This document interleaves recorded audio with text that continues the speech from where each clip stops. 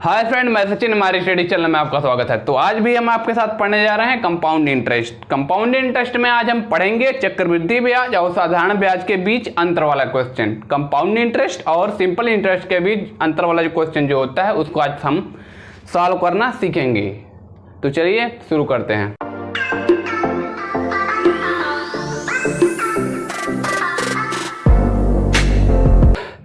अब हम सॉल्व करेंगे इस क्वेश्चन को। ये जो है कंपाउंड इंटरेस्ट और सिंपल इंटरेस्ट के बीच अंतर वाला क्वेश्चन है। ठीक है, कैसे सॉल्व करेंगे, पहले क्वेश्चन पढ़ते हैं। किसी धन पर 10% वार्षिक दर से 3 वर्ष के अंत में चक्रवृद्धि ब्याज और साधारण ब्याज का अंतर 620 है, मूलधन है। ठीक है, ये निकालना है। तो कैसे निकालेंगे देखते हैं। यहां जो है प्रिंसिपल अमाउंट निकालना है। ठीक है, यहां रेट क्या दिया गया है, 10% दिया गया है जो यहां लिखा हुआ है।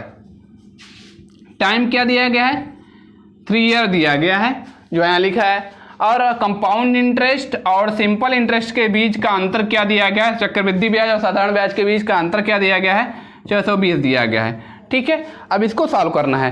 तो जैसे कि हमने बताया था पिछले वीडियो में कि रेट को हमेशा फ्रैक्शन में कन्वर्ट कर लेते हैं। तो फ्रैक्शन में कन्वर्ट करने के लिए जो है रेट क्या है, यहाँ 10 है, फ्रैक्शन में कन्वर्ट करने के लिए 10 को 100 से डिवाइड कर देंगे।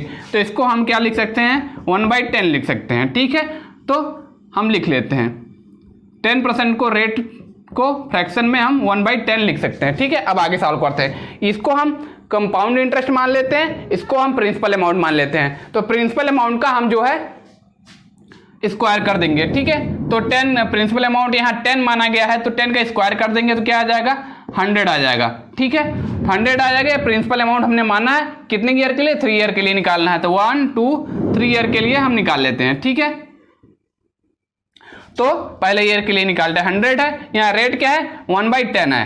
ठीक है, तो इसको सॉल्व करेंगे, यहाँ आ जाएगा 10। ठीक है, क्योंकि हम कंपाउंड इंटरेस्ट निकाल रहे हैं इसलिए जो है ये जो है सिंपल इंटरेस्ट पहले साल वाला इसमें ऐड कर लेते हैं। ठीक है, 100 में 10 ऐड करेंगे तो 110 हो जाएगा। फिर इसको भी 1/10 रेट के लिए निकालेंगे, इसको सॉल्व करेंगे तो यहाँ 11 आ जाएगा। ठीक है, तो यहाँ भी वही काम करेंगे, यहाँ जो इंटरेस्ट को जो है दूसरे साल में ऐड कर देंगे। तो 110 में 11 ऐड करेंगे तो क्या आ जाएगा, 121 आ जाएगा। ठीक है, यहाँ भी 1/10 वाला रेट लगाएंगे। ठीक है, तो इसको सॉल्व करेंगे तो क्या आ जाएगा, 12.1 आ जाएगा। ठीक है, क्योंकि तीनों साल का, पहले साल, दूसरे साल, तीसरे साल का जो है इंटरेस्ट ऐड कर देंगे तो हमें कंपाउंड इंटरेस्ट मिल जाएगा। तो आंसर क्या आ जाएगा, 33.1। ठीक है, इसको ऐड करने पे। ठीक है, ये तो कंपाउंड इंटरेस्ट आया है, इसलिए कंपाउंड इंटरेस्ट और सिंपल इंटरेस्ट के बीच का अंतर मांगा है। ठीक है, तो कंपाउंड इंटरेस्ट तो हमने निकाल लिया, सिंपल इंटरेस्ट निकाल लेते हैं। 100 का कंपाउंड इंटरेस्ट 33.1 आ गया 3 साल का, और 100 का जो है सिंपल इंटरेस्ट 3 साल का क्या हो जाएगा, हमें निकालना है सिंपल इंटरेस्ट इस बार 100 का। ठीक है, तो इसको सॉल्व करेंगे तो क्या आ जाएगा, 10 आएगा। 10 कितने साल के लिए, 3 साल के लिए निकालना है। 3 से मल्टीप्लाई कर देंगे तो ये इसका आ गया है सिंपल इंटरेस्ट, ये इसका आ गया है कंपाउंड इंटरेस्ट आ गया। ठीक है, तो यहां कंपाउंड इंटरेस्ट क्या है, 33.1। ठीक है, compound interest minus simple interest के बीच का अंतर यही है। ठीक है, 33.1 में से 30 ये सिंपल इंटरेस्ट ये है, इसको सब्ट्रैक्ट कर देंगे तो यहां क्या आया है, यहां बचा हुआ है 3.1 बचा हुआ है। ठीक है, 3.1 बचा हुआ है। तो यहां जो 3.1 है बराबर है कंपाउंड इंटरेस्ट और सिंपल इंटरेस्ट 620 के। ठीक है, जब 3.1 620 है तो इसको इससे डिवाइड करेंगे तो हमें मिलेगा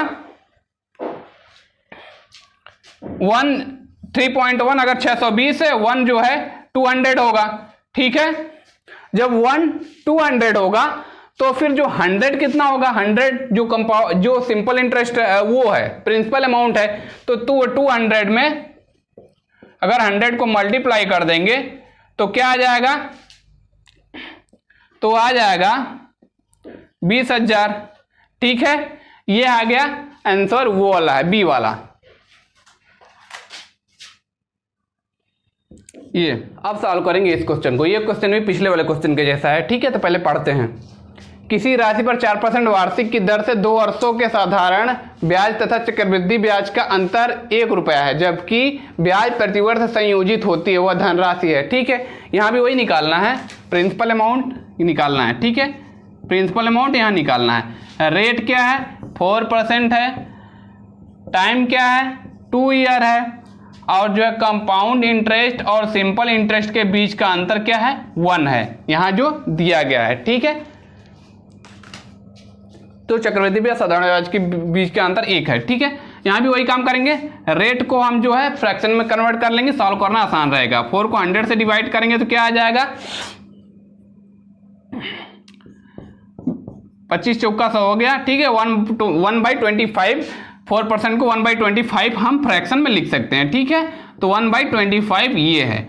ठीक है, तो अब आगे सॉल्व करते हैं। इसको जो है प्रिंसिपल अमाउंट मान लेंगे, इसको जो है कंपाउंड इंटरेस्ट मान लेंगे। ठीक है, तो ये प्रिंसिपल अमाउंट है, तो प्रिंसिपल अमाउंट का स्क्वायर हमने किया था, यहाँ भी वही काम करेंगे। ठीक है, 25 का स्क्वायर पर करेंगे 625 आएगा। कितने साल के लिए, 2 ईयर के लिए निकालना है। ठीक है, तो 625 है। यहाँ भी रेट क्या है, 1/25 है, फ्रैक्शन वाला। ठीक है, 25 हम 625 हो गया। ठीक है, 25 इसका ये आ गया। अब यहाँ भी वही काम करेंगे क्योंकि कंपाउंड इंटरेस्ट निकाल रहे हैं। 625 में 25 को ऐड कर देंगे, क्या आ जाएगा, 650 आ जाएगा। ठीक है, यहाँ भी 1/25 के लिए निकालेंगे। ठीक है, अब इसको सॉल्व करेंगे, क्या आ जाएगा, 25 दूनी 50, 25 छक्का 150। ठीक है, ये गया 26 आ गया। ठीक है, अब इसको ऐड करेंगे, क्या आ जाएगा, 25 दूनी 50, 51 आ जाएगा। ठीक है, यहाँ 51 कंपाउंड इंटरेस्ट यहाँ क्या आया है, 51 आया है। यहाँ कंपाउंड इंटरेस्ट 51 आया है। अब इसने बोला है कंपाउंड इंटरेस्ट और सिंपल इंटरेस्ट के बीच का अंतर 1 है, तो हमें जो है 625 का कंपाउंड इंटरेस्ट और सिंपल इंटरेस्ट के बीच का अंतर पहले निकाल लेते हैं। ठीक है, तो यहाँ से 625 है, तो इसके लिए जो है सिंपल इंटरेस्ट पहले निकालते हैं। 625 है ना, यहां भी सिंपल इंटरेस्ट निकालते हैं। 25 से अगर डिवाइड करेंगे यहां 25 आ जाएगा। ठीक है, कितने ईयर के लिए निकालना है, 2 ईयर के लिए। 2 से मल्टीप्लाई कर देंगे, क्या आ जाएगा, 25 दूनी 50। ठीक है, ये इसका आ गया है सिंपल इंटरेस्ट। ठीक है, अच्छे से लिख दें यार, ये इसका आ गया है सिंपल इंटरेस्ट 50 और 51 आ गया है इसका कंपाउंड इंटरेस्ट। ठीक है, तो इसने बोला है कंपाउंड इंटरेस्ट और सिंपल इंटरेस्ट के बीच का अंतर क्या है, 1 है। तो यहाँ जो है सिंपल इंटरेस्ट 50 है और कंपाउंड इंटरेस्ट 51 है, तो यहाँ भी वही आया है, 50 माइनस 51, सॉरी 51 माइनस 50। ठीक है, तो क्या आ गया है, अंतर 1 आया है। ठीक है, आ गया है, यही 1 आया है। और जब 1 को 625 से मल्टीप्लाई कर देंगे तो क्या आ जाएगा, तो आ जाएगा 625 प्रिंसिपल अमाउंट आ जाएगा। ठीक है, हमें ये निकालना था, यहीं से भी पता चल जाता, लेकिन हमने पूरा सॉल्व किया है। ठीक है, तो यहाँ 625 इसका आ गया है आंसर, कंपाउंड इंटरेस्ट का प्रिंसिपल अमाउंट। अब सॉल्व करेंगे इस क्वेश्चन को, ये क्वेश्चन भी पिछले वाले क्वेश्चन के जैसा है। ठीक है, तो पहले पढ़ लेते हैं। किसी धनराशि पर 10% वार्षिक की दर से 2 वर्ष के साधारण ब्याज और चक्रवृद्धि ब्याज का अंतर 65 है, वह धनराशि है। ठीक है, अंतर 65 है यहाँ। ठीक है, धनराशि निकालना है, प्रिंसिपल अमाउंट निकालना है। रेट क्या है, 10% है। टाइम क्या है, 2 ईयर है। कंपाउंड इंटरेस्ट और सिंपल इंटरेस्ट के बीच का अंतर क्या है, 65 है। ठीक है, तो यहाँ क्या है, रेट 10% है। हमने पहले वाले क्वेश्चन में हमने बताया था कि 10% को 1/10 हम लिख सकते हैं फ्रैक्शन में। ठीक है, तो आप सॉल्व करते हैं। ये क्या है, इसको कंपाउंड इंटरेस्ट मानते हैं, इसको मान लेते हैं प्रिंसिपल अमाउंट। ठीक है, ठीक है, तो प्रिंसिपल अमाउंट का स्क्वायर करते हैं। प्रिंसिपल अमाउंट हमने 10 को माना है, तो 10 का स्क्वायर कर देंगे। 10 10 जा 100 हो गया, ये हो गया प्रिंसिपल अमाउंट। कितने ईयर के लिए, 2 ईयर के लिए निकालना है, 2 ईयर। ठीक है, तो हमने प्रिंसिपल अमाउंट 100 हमने माना है, तो 100 के लिए रेट क्या है, 1/10 है, फ्रैक्शन वाला। इसको सॉल्व करेंगे, 10 आ जाएगा। ठीक है, कंपाउंड इंटरेस्ट हम निकाल रहे हैं, तो पहले इसको ये जो इसको ऐड कर लेंगे 10 के साथ, तो 110 हो जाएगा। ठीक है, इंटरेस्ट को ऐड कर दिया कम प्रिंसिपल अमाउंट के साथ, 110 हो गया। यहाँ भी रेट 1/10 ही निकालेंगे, ठीक है, सॉल्व करेंगे 11 आ जाएगा, ठीक है।